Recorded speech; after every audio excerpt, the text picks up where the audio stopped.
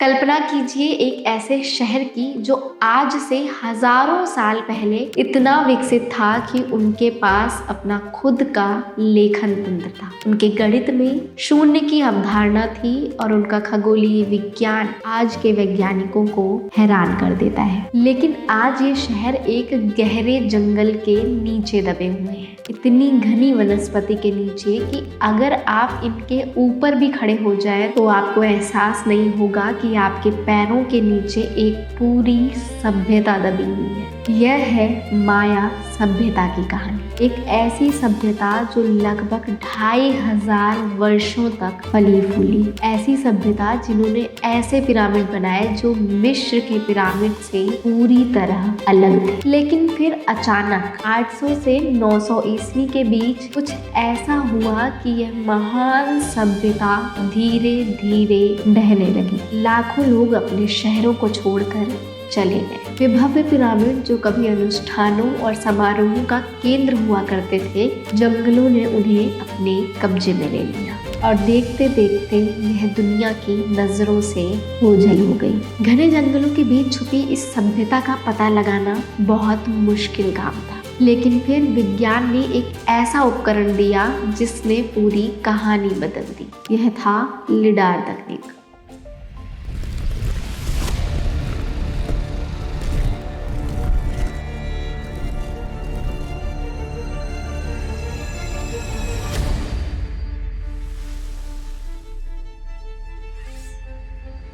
Lidar का अर्थ है light detection and ranging. इसे समझने के लिए ऐसे सोचिए, एक विमान या हेलीकॉप्टर से लाखों लेजर किरणें नीचे घने जंगलों में छोड़ी जाती हैं। ये लेजर किरणें इतनी शक्तिशाली होती हैं कि ये घने पेड़ों और वनस्पतियों को भेदते हुए जमीन की सतह तक पहुंच जाती हैं। जब ये किरणें वापस लौटती हैं, तब वे यह सटीक माप देती हैं कि जमीन की सतह कैसी है, जमीन की ऊंचाई कितनी है और कहां-कहां कैसी संरचनाएं हैं। यह तकनीक 1970 के दशक से मौजूद थी, लेकिन तब यह सिर्फ समतल मैदानों पर ही काम करती थी। लेकिन 2009 में बेलीज के कैराकोल में, जो माया सभ्यता का सबसे बड़ा और शक्तिशाली शहर है, में पहली बार यह साबित हुआ कि यह घने जंगलों के बीच भी काम करती है। आर्कियोलॉजिस्ट के लिए यह एक गेम चेंजर था। सोचिए, पारंपरिक रूप से अगर माया सभ्यता का सर्वेक्षण करना हो तो सबसे पहले आर्कियोलॉजिस्ट को जंगलों में रास्ता काटना होगा, उसके बाद हाथों से हर एक पैमाने की माप लेनी होगी और फिर नक्शा बनाना होगा। ऐसे तो सिर्फ 16 किलोमीटर क्षेत्र का मैप बनाने में लगभग 1 साल का समय लग जाता। वैज्ञानिक पसीने से तरबतर हो जाते और फिर भी कई संरचनाएं छूट जाती। लेकिन लिडार ने सब कुछ बदल दिया। सन 2016 में उत्तरी ग्वाटेमाला के माया बायोस्फीयर रिजर्व में 2144 वर्ग किलोमीटर क्षेत्र को स्कैन किया गया। यह किसी भी आर्कियोलॉजिकल रिसर्च के लिए सबसे बड़ा लिडार स्कैन था और जब इसके परिणाम आए तो सब लोग हैरान रह गए। तुलाने विश्वविद्यालय के आर्कियोलॉजिस्ट डॉक्टर फ्रांसिस्को एस्ट्राडाबेली, जो इस परियोजना का हिस्सा थे, बताते हैं कि जब उन्होंने एल मिराडोर शहर की पहली लिडार छवि देखी तो वे पूरी तरह चकित रह गए। एक ही नजर में उन्होंने इतने सारे रिजर्वायर, विशाल पिरामिड, सीढ़ीनुमा खेत, आवासीय क्षेत्र और छोटे छोटे टीले देखे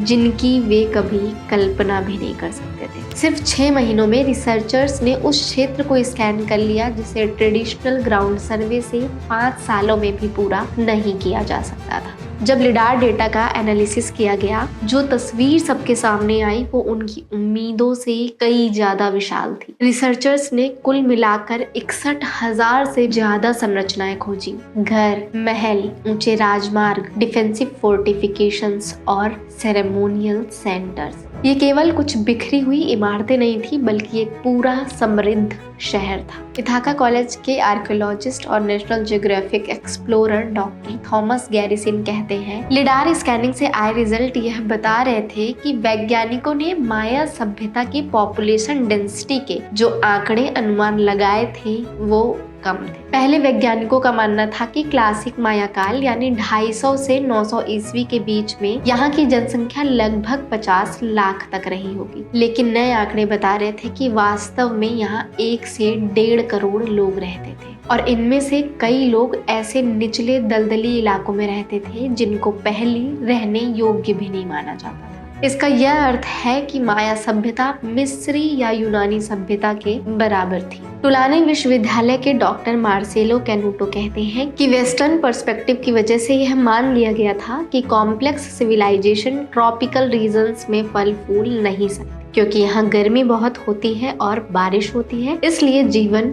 कठिन होता है। लेकिन अब ग्वाटेमाला से माया सभ्यता और कंबोडिया से अंगकोर वट के मिले प्रमाण यह बताते हैं कि कॉम्प्लेक्स और एडवांस सोसाइटीज वास्तव में ट्रॉपिकल रीजन्स में भी विकसित हुई थी और शायद यही सभ्यताएं यहाँ से फैलकर अन्य क्षेत्रों तक पहुंची। यह केवल जनसंख्या के आंकड़ों की बात नहीं है। लिडार स्कैनिंग ने यह भी दिखाया कि माया सभ्यता का इंफ्रास्ट्रक्चर कितना सोफिस्टिकेटेड था। चौड़े ऊंचे बनाए गए मार्ग थे जो अलग अलग शहरों को जोड़ते थे, संभवतः व्यापारिक मार्गों के रूप में। कॉम्प्लेक्स इरिगेशन सिस्टम, सीढ़ीनुमा कृषि प्रणालियां जो इंटेंसिव फार्मिंग को सहारा देती थी। ये लोग सचमुच बिना पहिए के, बिना बोझ ढोने वाले जानवरों के पहाड़ों को काट छांट रहे थे। 2024 में एक और आश्चर्यजनक खोज हुई जिसने पूरी दुनिया को हैरान कर दिया। टुलाने विश्वविद्यालय के एक पीएचडी छात्र ल्यूक ओल्ड थॉमस ने संयोगवश गूगल पर खोज करते हुए वेलेरियाना नामक एक विशाल शहर की खोज कर ली। यह शहर 6 वर्ग मील से भी अधिक क्षेत्र में फैला हुआ था। रिसर्चर्स का मानना है कि साइट पर 6500 से भी अधिक संरचनाएं हैं। Plaza, temple, pyramids, ball courts और रिजर्वॉयर। सबसे हैरान करने वाली बात है कि यह विशाल शहर मेन सड़क से केवल 15 मिनट की दूरी पर था। लोग सदियों से इस सड़क पर आते जाते रहे, लेकिन किसी को भी इस बात का एहसास नहीं हुआ कि उनके बगल में एक पुरानी सभ्यता दबी हुई है। लेकिन 2024 की खोजें यही नहीं रुकी। उत्तरी ग्वाटेमाला के घने वर्षा वन में चौचकितम नामक शहर में आर्कियोलॉजिस्ट डॉक्टर फ्रांसिस्को एस्ट्राडा बेली को एक छोटा पिरामिड मिला। लुटेरों ने इस पिरामिड को पहले ही तोड़फोड़ दिया था, लेकिन उनके तोड़े गए रास्तों में एस्ट्राडा बेली को कुछ ऐसा मिला जो अमूल्य था। यह एक ध्वस्त बरियल चैम्बर था। इस चैम्बर के अंदर माया सभ्यता के शासक का आंशिक कंकाल था, एक टूटा हुआ जेड मोज़ेक मास्क और माया ग्लिप्स से अंकित मानव हड्डियां। चैम्बर के बाहर एक टूटा हुआ शाही स्तंभ भी मिला। इस मास्क को फिर से बनाने के लिए टीम ने 33 जेडे के टुकड़ों को जोड़ा जो 200 मील दूर मोटागुआ नदी घाटी से लाए गए थे। आंखों के लिए मदर ऑफ पर्ल के टुकड़ों का प्रयोग किया गया था और मुंह के लिए रूबी जैसे लाल रंग के स्पॉन्डिलस शेल का उपयोग किया गया था।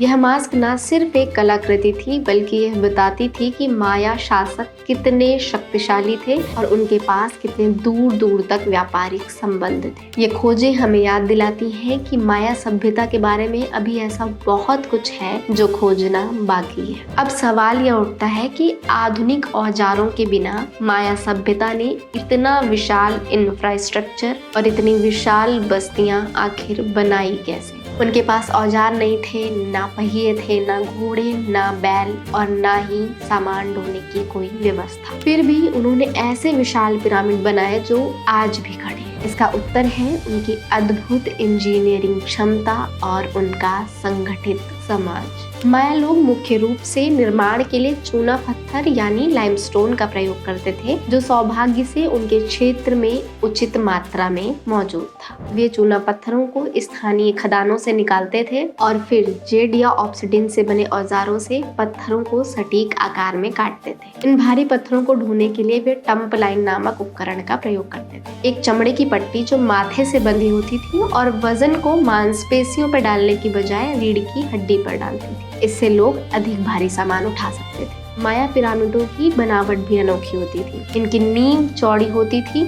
और वे सीढ़ीनुमा डिजाइनों में बने होते थे, कई स्तर और खड़ी सीढ़ियां। अंदरूनी हिस्सा मलबे से भरा होता था और बाहरी हिस्सा सावधानी से तराशे गए चमकदार चूना पत्थर के ब्लॉकों से बना होता था। इसके बाद संरचना को स्टुको, जो एक तरह का प्लास्टर होता था, उससे ढक दिया जाता था, जिसे बाद में चमकीले रंगों, लाल, हरे, नीले रंगों से रंग दिया जाता था। कल्पना कीजिए घने जंगलों के बीच चमकता हुआ एक विशाल रंगीन पिरामिड। लेकिन यह केवल सुंदर इमारतें नहीं होती थी, हर संरचना के पीछे एक पर्पस और एक सिंबॉलिक मीनिंग होता था। पिरामिडों को एस्ट्रोनॉमिकल इवेंट्स के साथ अलाइन किया जाता था। शीत अयनांत, साल का सबसे छोटा दिन और सबसे लंबी रात।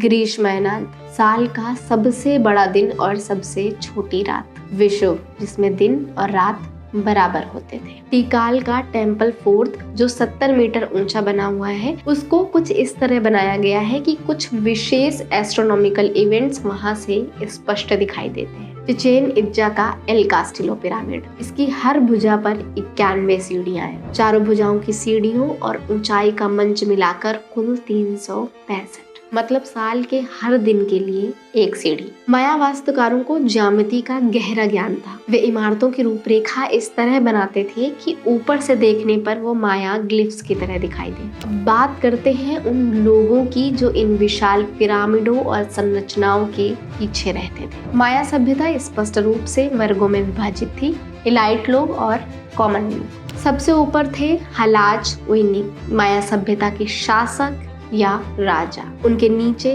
कुलीन वर्ग था, पुजारी, लेखक, सरकारी अधिकारी और विशिष्ट योद्धा। मध्य वर्ग में कारीगर, व्यापारी, बुनकर और कुम्हार शामिल थे। और फिर सबसे नीचे थे किसान और दास। एक सामान्य माया नगरी का दिन कठिन परिश्रम से जुड़ा होता था। सुबह पत्नी जल्दी उठती थी और भोजन पकाने के लिए आग जलाती थी। वहीं पति खेतों में काम करने के लिए चले जाते थे। मुख्य फसल मक्का यानी मेज थी, जिसके साथ सेम, कद्दू और मिर्च उगाई जाती थी। पूरे दिन खेतों में काम करने के बाद पति घर लौटता था और स्नान करता था। माया लोगों के लिए स्नान बहुत महत्वपूर्ण था। इसके पीछे कई सारे धार्मिक, सामाजिक और स्वास्थ्य से जुड़े कारण थे। कुल मिलाकर कहें तो स्नान सभ्य होने का प्रतीक माना जाता था। इसके बाद शाम के समय पुरुष औजार बनाते थे और महिलाएं कपड़े बुनती थी। लेकिन जीवन केवल काम तक सीमित नहीं था। हर महीने कम से कम एक धार्मिक उत्सव तो होता ही था। वो मिलकर साथ में गाते थे, नाचते थे और देवताओं की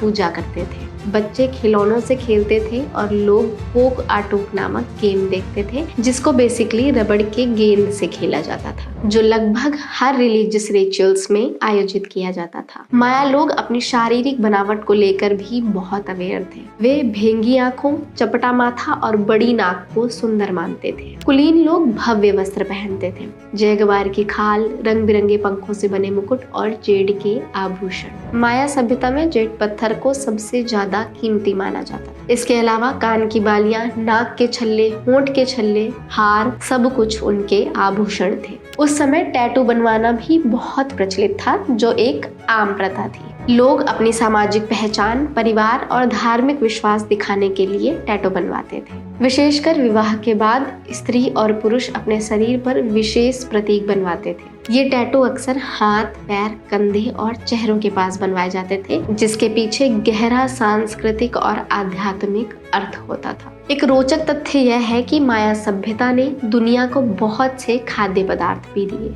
चॉकलेट, जो आज लगभग सबको पसंद आती है, वे कोको वृक्ष के बीजों को भूनकर पेय बनाते थे। वास्तव में कोको के बीजों को वो मुद्रा की तरह भी यूज करते थे। टमाटर, शकरकंद, काली सेम, पपीता, यह सब माया सभ्यता की ही देन। पर हर महान कहानी का एक अंत होता है, और माया सभ्यता के अंत की कहानी उतनी ही ड्रामेटिक है जितनी की उसकी शुरुआत। लगभग 800 ईस्वी के आसपास एक महान सभ्यता जो अपने शिखर पर थी, अचानक गिरने लगती है। 800 से 900 ईस्वी के बीच एक से एक बड़े शहर अचानक गायब होने लगे। लोग अपने घरों, मंदिरों और पिरामिडों को छोड़कर चले। देखते ही देखते पूरी सभ्यता गायब हो गई और समय बीतते बीतते घने जंगलों ने इन भव्य संरचनाओं को ढक लिया। वैज्ञानिक दशकों से इस रहस्य को सुलझाने की कोशिश कर रहे हैं, लेकिन अब मल्टीपल लाइंस ऑफ एविडेंस सिर्फ एक कारण की तरफ इशारा करते हैं, और वो है भीषण और लंबे समय तक चलने वाला सूखा। लेक चिचान का नाम और अन्य झीलों के सेडिमेंट सैंपल के विश्लेषण से पता चलता है कि 800 ईस्वी से 1000 ईस्वी के बीच का समय पिछले 7000 वर्षों में सबसे शुष्क काल था। साथ ही वर्षा में 41 से 54% तक की कमी आई थी, और सूखे की चरम स्थिति में यह कमी 70% तक पहुंच गई थी। और तो और रिलेटिव ह्यूमिडिटी में भी 2 से 7% तक की गिरावट दर्ज की गई थी। 2025 में पब्लिश एक अध्ययन में बताया गया कि इस क्षेत्र में एक समय सूखा पूरे 13 वर्षों तक रहा, जो वहां के दर्ज इतिहास में सबसे लंबा सूखा था। कल्पना कीजिए, 13 वर्षों तक वहां बारिश ही नहीं हुई, जलाशय सूख गए, फसलें नष्ट हो गईं और पीने का पानी खत्म हो गया। क्या भला ऐसे में कभी जीवन संभव है? सोचो, बिना पानी उनका जीवन कैसे कट रहा होगा। अब बात करते हैं इस सूखे के कारण की। इस सूखे का कोई एक कारण नहीं था। रिसर्चर्स के हिसाब से माया सभ्यता के लोग अपनी इस स्थिति के लिए खुद भी आंशिक रूप से जिम्मेदार थे। देखो, उन्हें इमारतों पर उपयोग होने वाले चूना पत्थर को बनाने के लिए एक भारी मात्रा में लकड़ी की आवश्यकता होती थी, जिसके लिए उन्होंने बड़ी मात्रा में वनों को काट डाला। और जैसे ही जंगल कम होने लगे, वर्षा घटने लगी और एक बुरा चक्र बन गया। साफ की गई भूमि में कम पानी इवेपोरेट होता था, जिससे बादल कम बनते थे और वर्षा कम होती थी। वैज्ञानिकों का अनुमान है कि वनों की कटाई ने वर्षा को 5 से 15% तक घटा दिया था और ह्यूमिडिटी का 60% तक कारण यही था। लेकिन इस सूखे का प्रभाव हर क्षेत्र पर समान नहीं था। दक्षिणी बस्तियां, जो पूरी तरह से वर्षा और जलाशयों पर निर्भर थी, सबसे अधिक प्रभावित हुई। उत्तरी क्षेत्रों में जहां प्राकृतिक सिंक होल्स यानी प्राकृतिक कुएं के माध्यम से जल उपलब्ध था, वो बस्तियां बेहतर तरीके से जीवित रह सकी। यही कारण है कि चेचेन इत्जा और उक्समल जैसे उत्तरी शहर कई लंबे समय तक टिके रहे, जबकि दक्षिणी शहर जल्दी छोड़ दिए गए। माया सभ्यता की कहानी केवल अतीत में गुम हो चुकी एक संस्कृति की कहानी नहीं है, बल्कि हमारे वर्तमान और भविष्य के लिए एक चेतावनी है। एक ऐसी सभ्यता जो गणित, खगोलीय विज्ञान, वास्तुकला और कला में अपने समय से हजारों साल आगे थी, वो भी प्रकृति के असंतुलन और संसाधनों के दुरुपयोग से बच नहीं पाई। माया लोगों ने सितारों को पढ़ा, समय को मापा, विशाल पिरामिड बनाए और एक सुव्यवस्थित समाज का निर्माण किया। लेकिन जैसे ही प्रकृति के साथ खिलवाड़ हुआ, वन काट दिए गए, जलवायु परिवर्तन हुआ और वर्षा रुक गई और देखते ही देखते एक सभ्यता की महानता मिट्टी में मिल गई। उनकी कहानी हमें यह सिखाती है कि तकनीकी और सांस्कृतिक उन्नति तभी तक टिक सकती है जब तक हम प्रकृति के साथ संतुलन में रहें। और आज जब हम भी जलवायु परिवर्तन, वनों की कटाई और जल संकट जैसी समस्याओं का सामना कर रहे हैं, तो माया सभ्यता हमको आईना दिखाती है। आज का सवाल यह नहीं है कि माया सभ्यता क्यों गिरी, सवाल ये है कि क्या हम उनसे कुछ सीखेंगे? क्या हम अपने पर्यावरण का ध्यान रखेंगे? क्या हम अपने संसाधनों का सही उपयोग करेंगे? या क्या हमारी सभ्यता भी एक दिन इतिहास के पन्नों में सिमट कर रह जाएगी और भविष्य के लोग हमारे अवशेषों को खोदते हुए सोचेंगे कि हम कहाँ गलत थे?